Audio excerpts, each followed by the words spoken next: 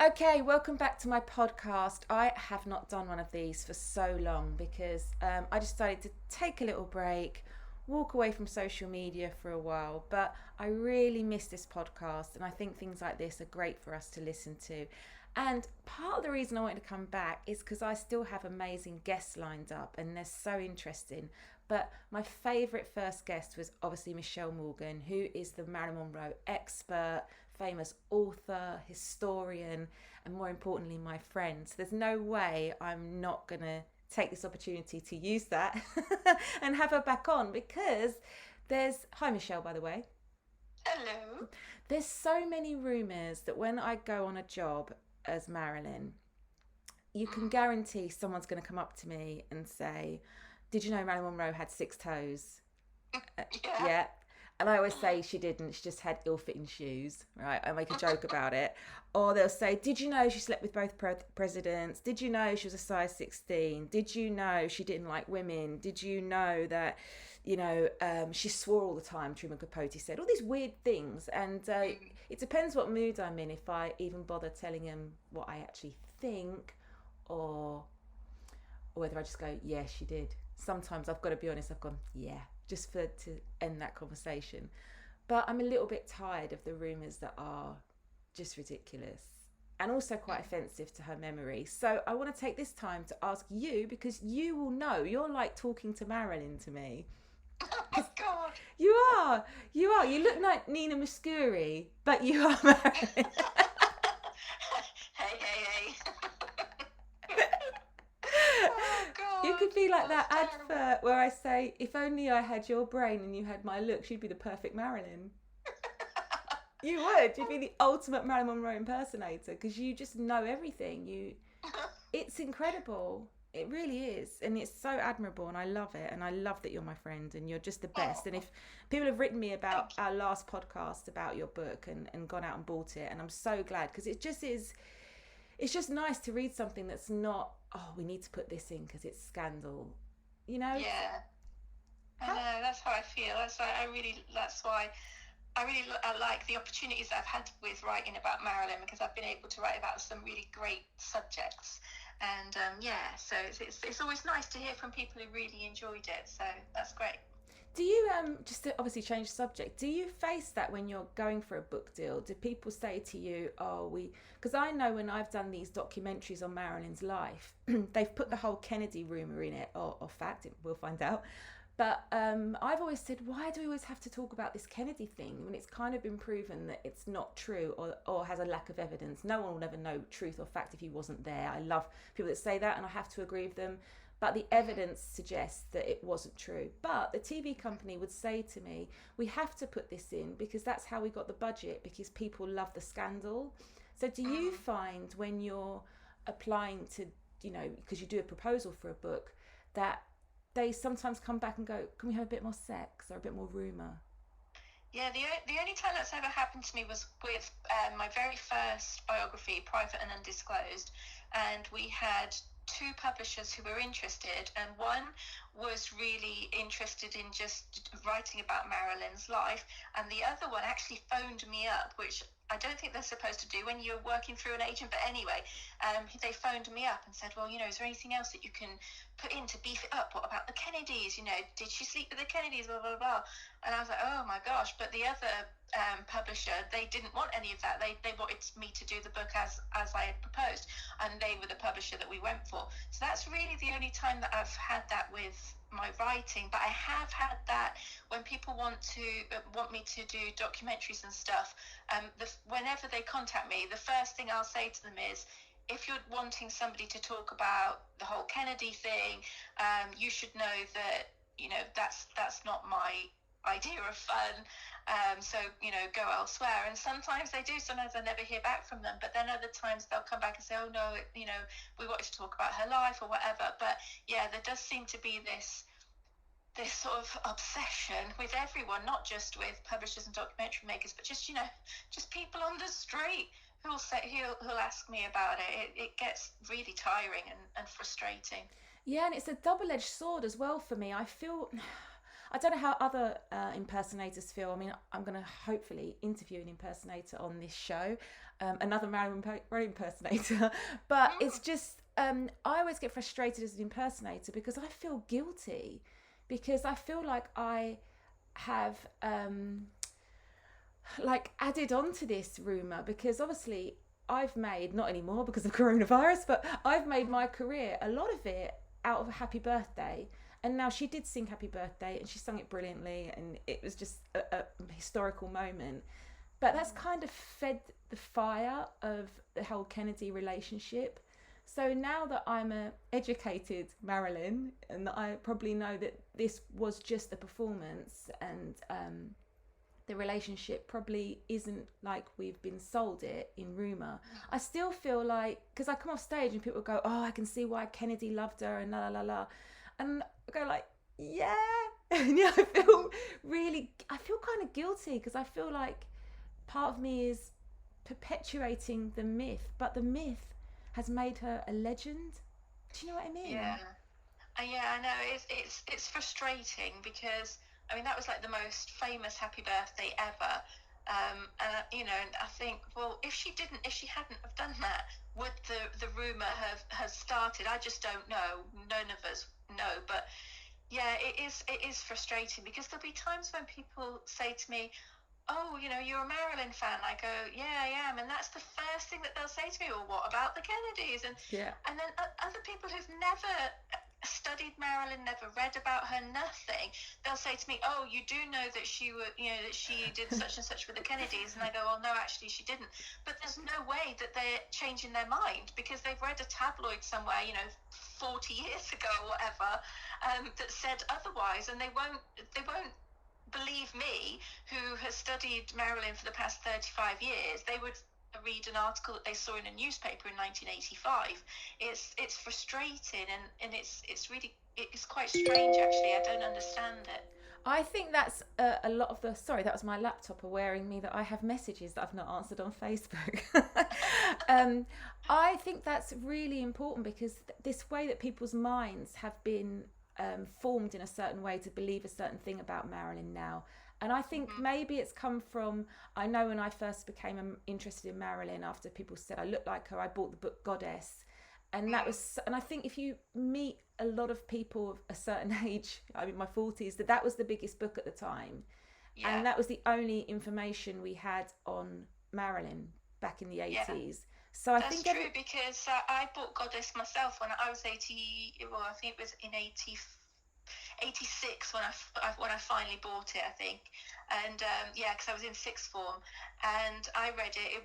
Thankfully it wasn't the first book that I had read, but I read it, and being 16 years old, I believed everything that I read. So I believed all the Kennedy stuff, but it's only because I've now educated myself over the years that now I no longer believe all that stuff, but other people haven't. So yeah, you're right what you say, that the first books that they read, I mean, there was a lot of books that came out around that time that was just concentrating on that subject.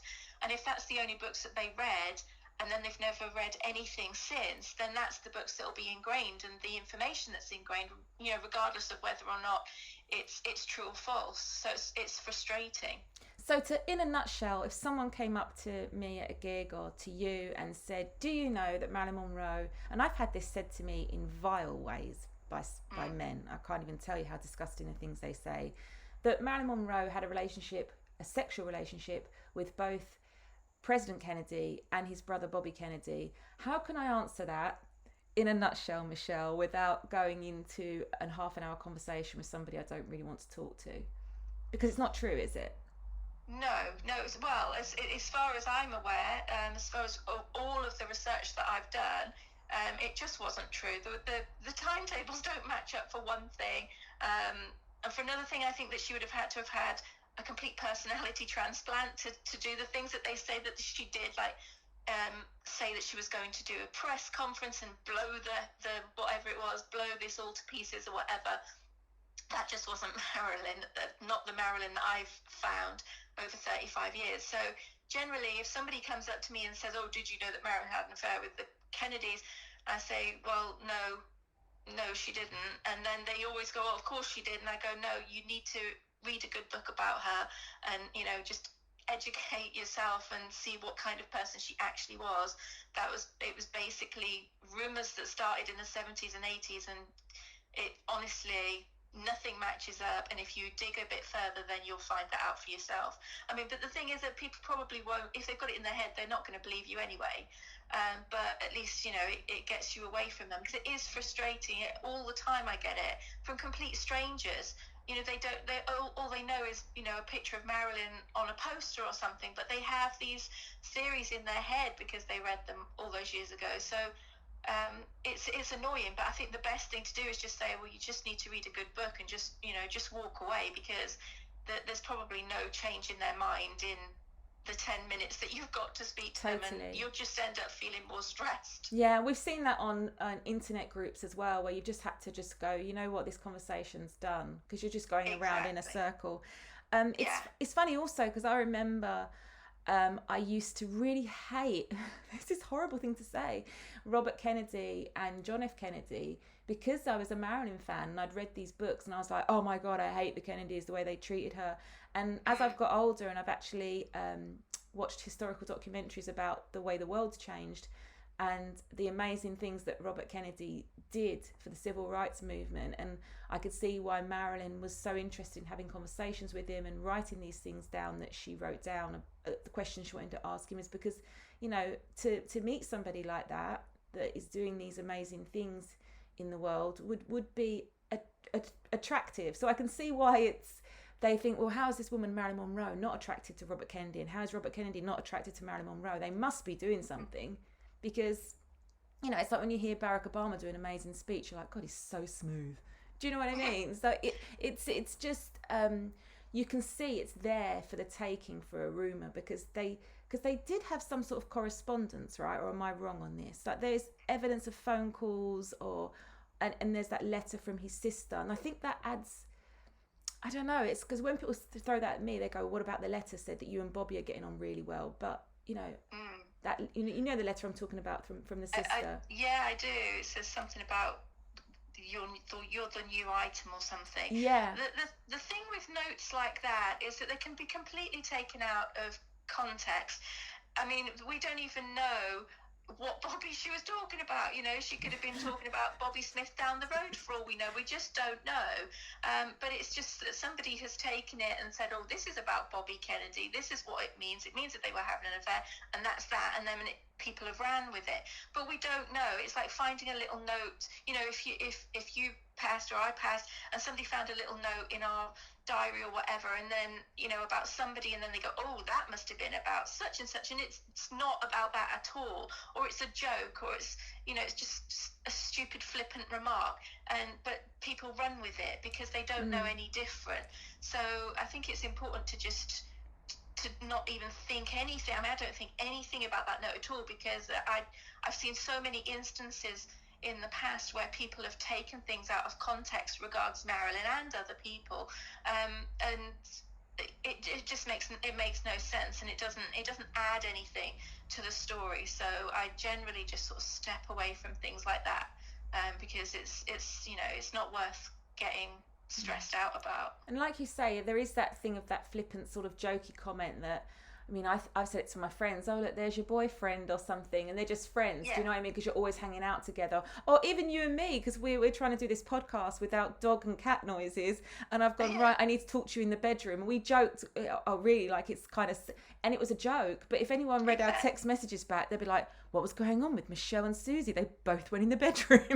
So, exactly. Yeah. Exactly. If somebody wanted to do that, then they could take that and run. But, All right, enough about the Kennedys, because like you say, I think we're never going to convince people either way. But like you say, read your books, here's the facts are there. And I'll go back to what people always say, you won't know the truth unless you were there. Well, that could apply. I wasn't at the Battle of Hastings, but I trust history books to tell me basically what happened. And I wasn't in Nazi Germany, but I'm going to go by the opinions of historians and witness reports of what happens. And if we go down that road and trust people like you that have researched things, that they are telling us the truth. I think we need to do that a bit more nowadays, actually. Trust experts.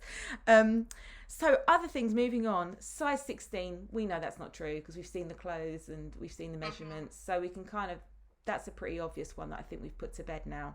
And people are just... I mean, that's, so many people have said to me, in the past, gosh, I can't believe she was a size 16, or oh, doesn't it make you feel good that she was a size 16? And I go, but she wasn't, because if you look at a picture, I mean, I know that we've seen all the costumes, so we know how tiny she was, but even looking at a picture, I was watching River of No Return the other day, and she's tiny. She's a tiny person. She was way smaller than I've ever been, and and I'm a size 12, and so she definitely was a very small person, and I don't know where that rumor came from that she was a size 16, but I can't find it.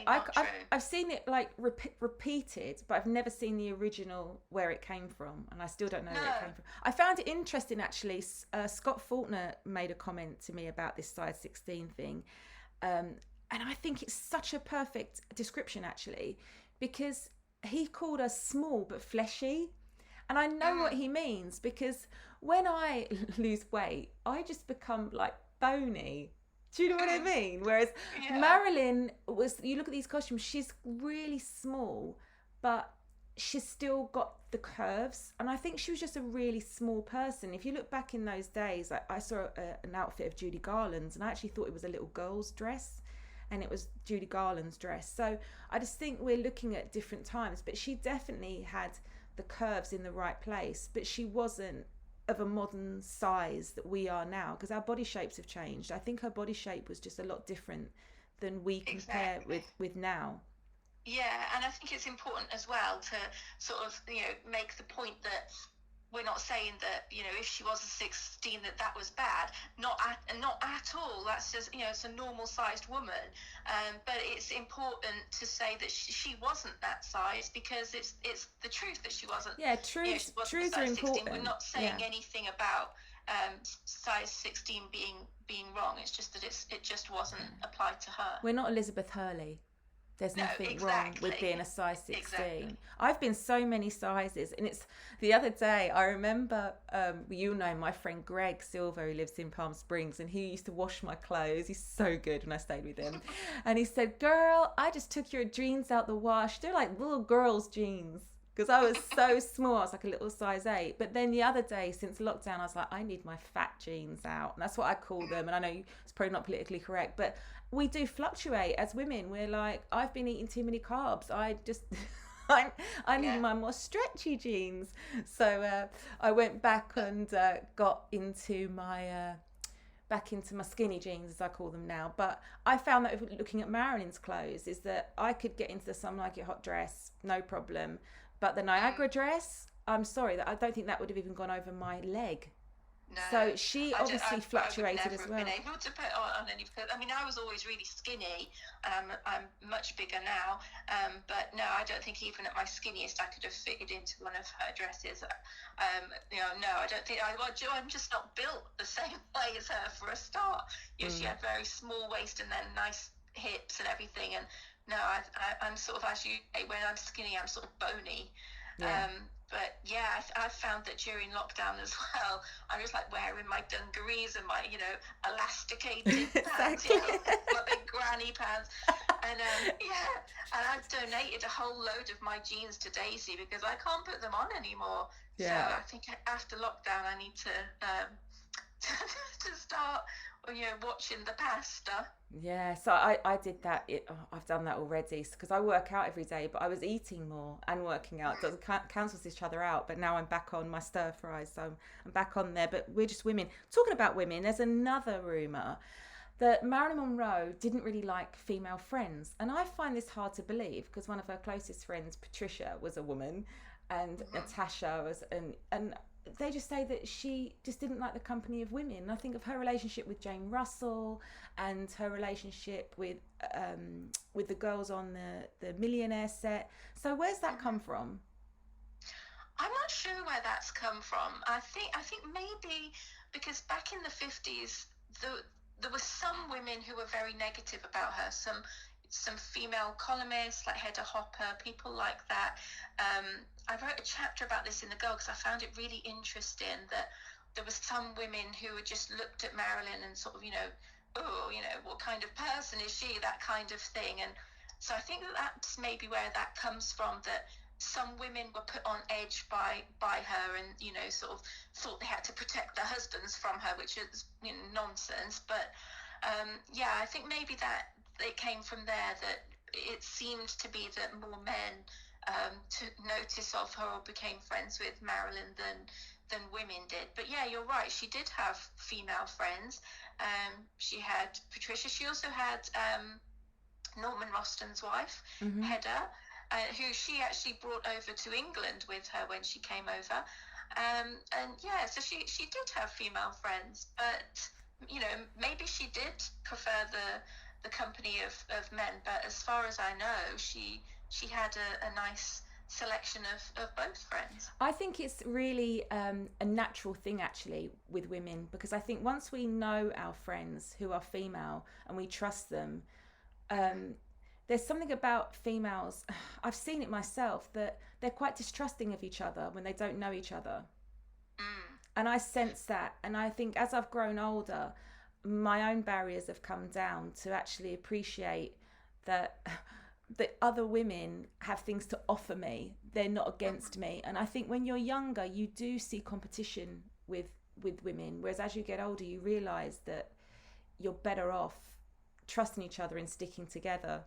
I think it's a thing when you're young. You just see a threat with if you've not had great relationships with women. If like someone like Marilyn, she's been in competition with them for roles and parts, so it's always going to be viewed as a competition. Whereas it's actually not. It's actually the best friendship you can have when you have a really good girlfriend. Yeah, that's true. I agree. So 6 toes, not true. Just bad shoes.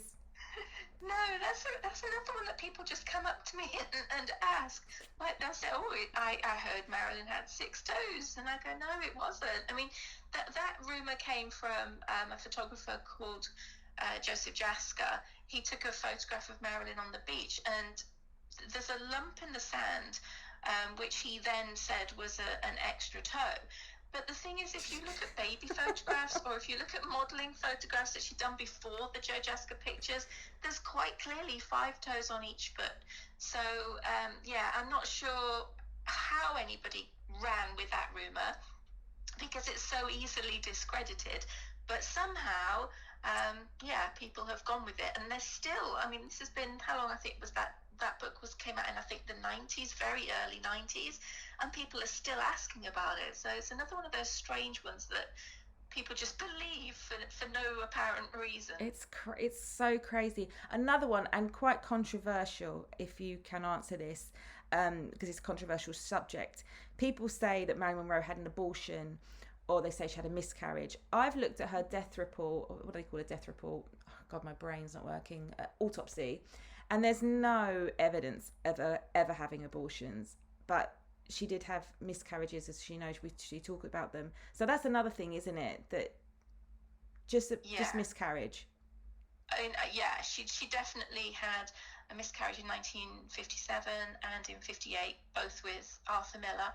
I personally don't believe any of the other kind of rumours, especially like there's also people who say that she had children that she gave up, that she gave up, and that now have grown up, and they never got to know her or whatever. And I personally think that the only time that pregnancy ever sort of came to her was when she was with Arthur Miller. I mean, as you said earlier, we'll never know because we weren't there, but that's my personal feeling, that having talked to people, especially like the rumours that she had a baby in the 40s, during that time, I've spoken to people who saw her all the time during those few years, and they say, well, how could she have ever hidden something like that from me?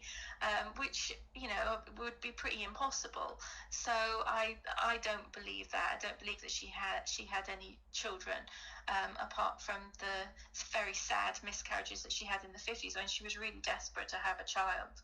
Just looking at these rumours, though, all these rumours are the rumours that we kind of put slights on women.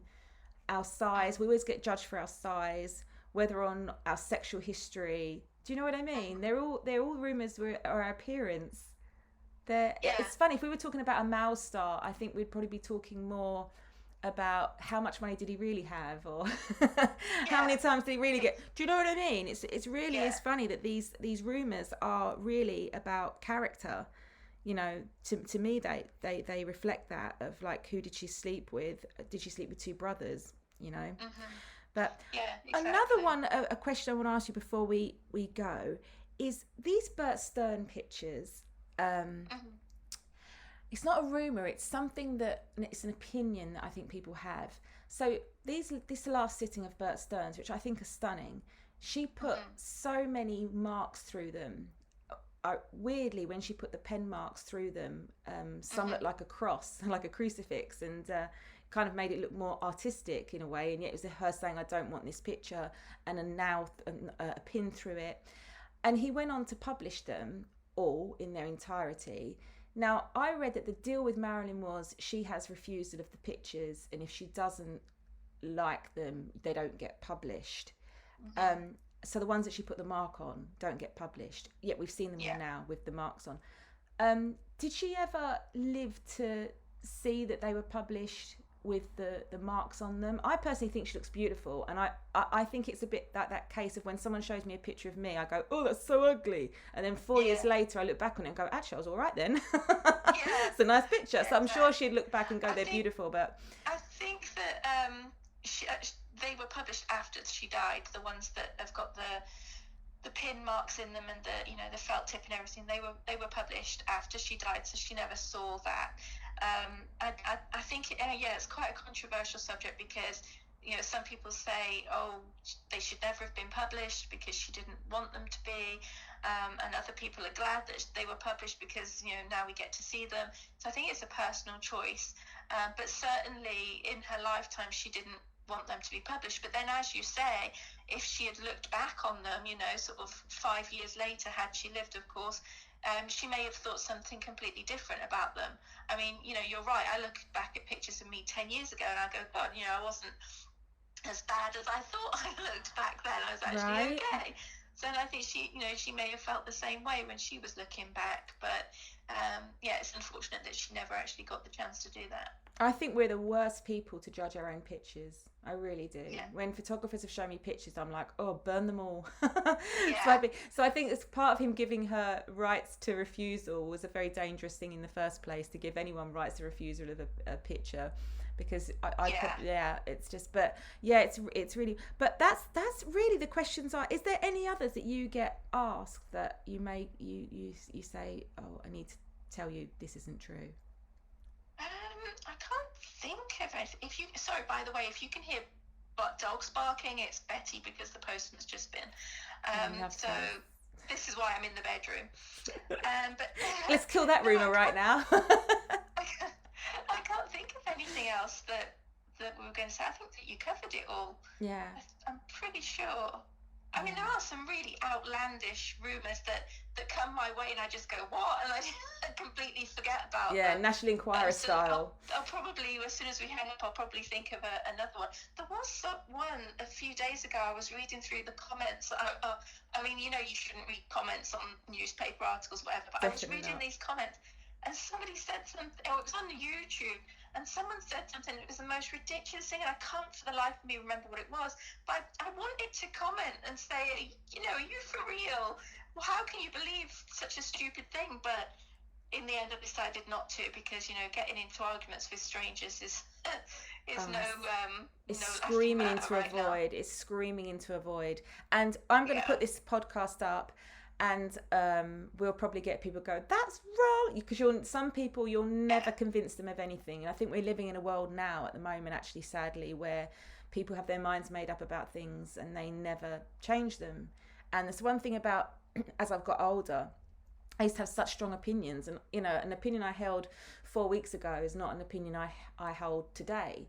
And I love that. And it's sometimes saying, you know what, I was wrong. is a really important step to growing up and being mature. And I think even as a Marilyn fan, I never knew so many things. It takes time for things to come out and for you to read and navigate, and it's okay to change your mind. It's not a slight on your personality. I think it actually makes you a better person. The more you can be wrong, the better.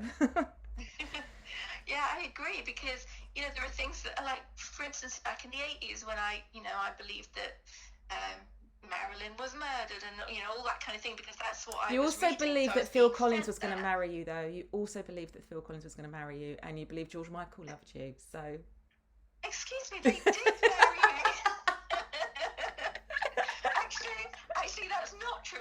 Phil Collins didn't marry me. I just went out with him, and George Michael married me. Oh, and how dare anybody question it? See, they're the rumours that I love, because you just laugh at them, because they're but we've addressed the dangerous rumours, I call them, which is a slight on Marilyn's character, which she deserves to be defended about. But if anyone wants to say that Marilyn Monroe married George Michael when she came back from the dead, we know that's probably not true. So we're okay with those kind of rumours. Well, we know that it's not true because he was married to me. So he couldn't get married to her. Goodness sake. Oh, Michelle, thank you so much for this morning. You're welcome. And it's so great to hear from you. And I just thank you so much, because it's just so nice to do these podcasts and keep Marilyn's memory alive, and different subjects. And it's so much fun. And I couldn't hear Betty, so hopefully she's all right. Okay. And the postman's okay. Let's hope the postman's okay. Yeah, let's hope so. All right, babe. Thank you so much. Lots of love. You're welcome. Bye.